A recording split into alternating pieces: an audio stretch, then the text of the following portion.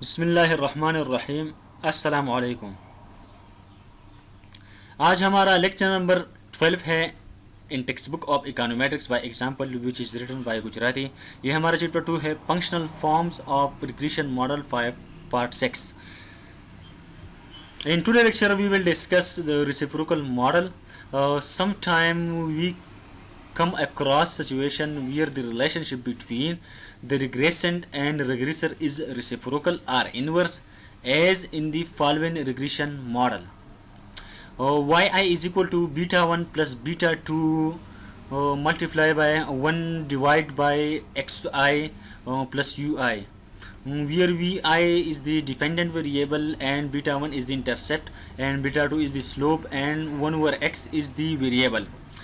This model is linear in x because it enters the model inversely or reciprocally, but it is an linear regression model because the parameter the betas are linear.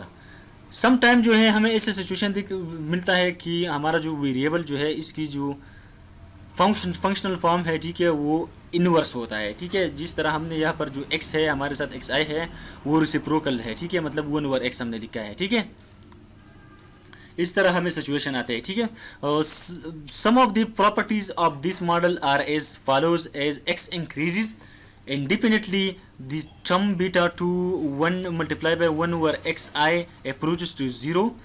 Note beta 2 is a constant and y approaches the limit in r asymptotic value beta 1.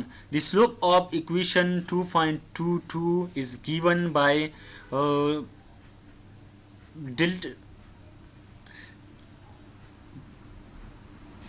dyi divided by derivative of the dy dxi. We know that d is stand for derivative. Derivative of dy divided by derivative of xi is equal to minus beta 2 multiplied by 1 over xi square. Therefore, f beta 2 is positive, the slope is negative throughout, and f beta 2 is negative, the slope is positive throughout. यहाँ पर हम देख सकते हैं कि मतलब अगर हमारे साथ जो स्लोप है वो ये है। ठीक है, अगर ये हमारे साथ जो है वो पॉजिटिव आता है, ठीक है, बीटा 2 अगर पॉजिटिव आता है तो हमारा जो सारा स्लोप जो है वो नेगेटिव आएगा। ठीक है, अगर बीटा 2 की वैल्यू नेगेटिव आता है तो स्लोप जो है वो पॉजिटिव आएगा। ठीक है, illustrative example food expenditure revisited. In the previous section, we fitted the linear regression model to food expenditure in relation to total expenditure. Let us see if the reciprocal model can be also be fitted to the same data. So we estimate table 2.10.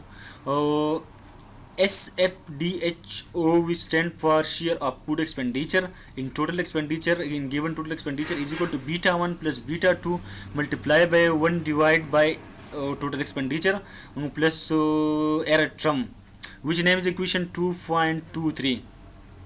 Practically जो है हम जो equation जो है ये equation 2.23 का जो equation है हम इसको प्रैक्टिकली डेटा लेते हैं। ठीक है, और इसको प्रैक्टिकली कर लेता है। ठीक है, कि और यहाँ पर जो प्रैक्टिकली जो है इकोनॉमेट्रिक्स बाय एग्जांपल की बुक में ये टेबल 2.110 में उन्होंने यहाँ पर जो है एस्टिमेट की है। ठीक है, table 2.10 reciprocal model of food expenditure, यहाँ पर हम देख सकते हैं। ठीक है, इसकी जो कोफिशिएंट है वो हमारे साथ 0.077 आया है। ठीक है, और इसकी जो स्लोप है, ठीक है, वो 1331.338 आया है। ठीक है, इसकी जो प्रोबेबिलिटी हुई है वो सिग्निफिकेंट आया है। ठीक है, आर स्क्वायर भी हम देख सकते हैं यहाँ पर हमारे साथ 0.33 आया है। ठीक है, नोट पर table 2.10 estimation we use data to table 2_8। यहाँ पर ये क्वेश्चन आता है कि मतलब हम इस रेसिप्रोकल मॉडल को एस्टिमेट कैसे करें। ठीक है, तो हमने जो प्रीवियस लेक्चर में हमने डेटा डाउनलोड किया था, ठीक है, वही डेटा हम यूज़ करेंगे। ठीक है, पर estimation of table 10 which name is reciprocal model of food expenditure.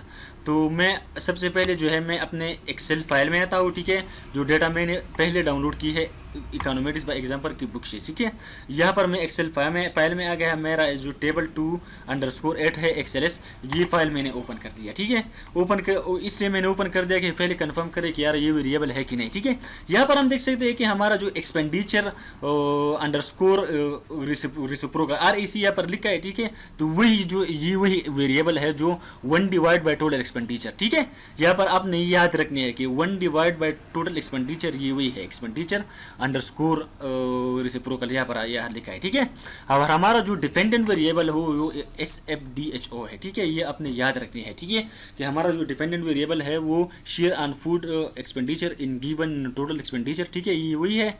और हमारा जो इंडिपेंडेंट वेरिएबल है वो एक्सपेंडिचर अंडरस्कोर रेसिप्रोकल REC यहाँ पर लिखा है, ये वही वेरिएबल है जो हमने वही जो बुक में लिखा है 1 डिवाइड बाय टोटल एक्सपेंडिचर, ठीक है।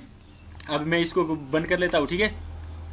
तो मुझे क्या करना है कि हम पहले जो है मैं अपना डेटा सेट सेलेक्ट करूँगा, जो डेटा फाइल है, ठीक है। मैंने इसको सेलेक्ट कर दिया, ठीक है। तो मैंने सिंपली जो नीचे की तरफ ड्रैग कर दिया, ठीक है, और रिव्यूज़ में उसके ऊपर जो है मैंने ड्रैग कर दिया, ठीक है। इसके बाद मैंने न्यू विंडो पे है नेक्स्ट फिनिश नो। यहाँ पर हम देख सकते हैं कि हमारा जो सारा वेरिएबल है वो सक्सेसफुली जो है वो एक्सेल फाइल से व्यूज़ में इंपोर्ट हो गए, ठीक है। तो हमने क्या करने है, क्विक पे में आ गए, ठीक है, और यहाँ पर एस्टिमेट इक्वेशन में आ गए, ठीक है।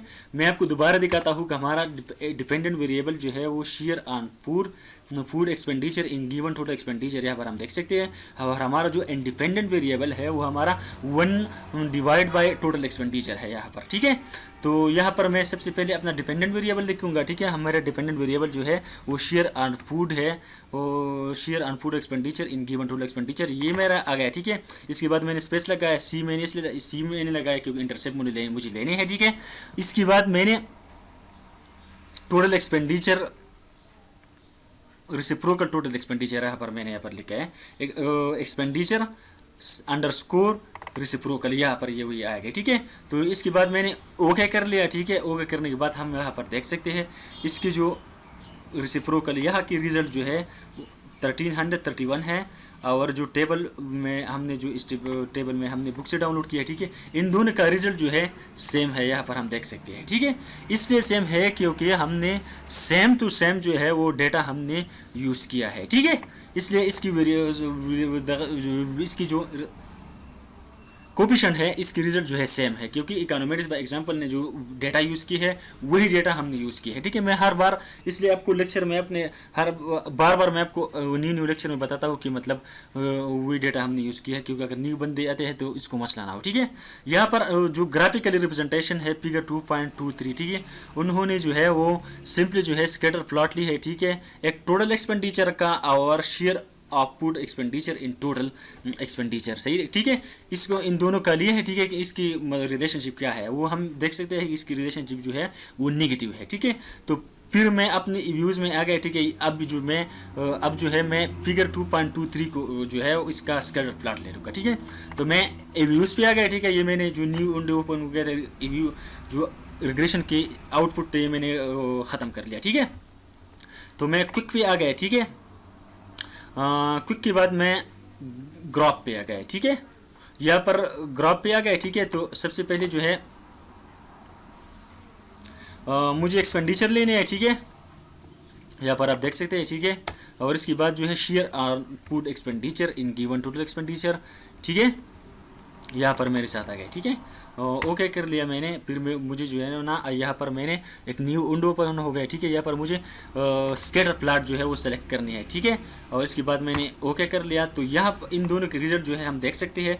यहाँ पर हम देख सकते हैं कि वाई एक्सिस पे हमारे साथ जो है वो share on food expenditure share of food expenditure in given total expenditure in x-axis we also see that in which shows in x-axis which is total expenditure। यहाँ पर हम इसकी रिजल्ट जो है वो देख सकते हैं कि इन दोनों का जो रिलेशनशिप है शेयर और फूड एक्सपेंडिचर और जो टोटल एक्सपेंडिचर का जो रिलेशनशिप है वो नेगेटिव है, ठीक है।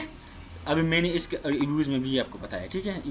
ये दोनों का ग्राफ जो है वो सेम है। Interpretation of results.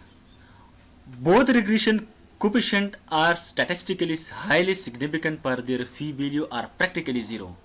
The intercept value of about 0.08 suggests that if total expenditure increases indefinitely, the share of food and non-alcoholic expenditure in total expenditure will eventually settle down to about 8%. The slope coefficient beta 2 is positive, suggests that the rate of change of SFDHO with respect to total expenditure will be negative throughout. This can be seen more vividly from figure 2.3।